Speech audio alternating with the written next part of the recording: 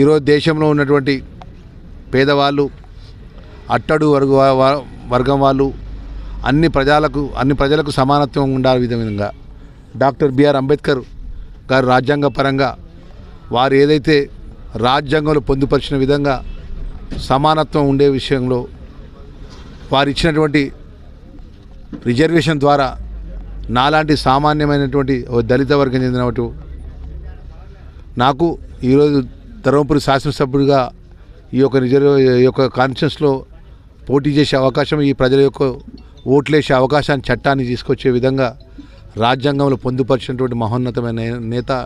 Doctor BR Ambedkar గారు.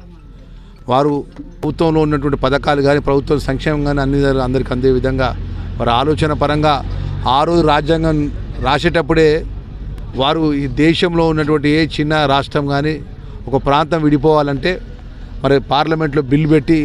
ఆ parliament bill ద్వారా రాష్ట్రాన్ని ఏర్పరచుకున్నటువంటి రాజ్యాంగాన్ని ఆ రోజు ఆర్టికల్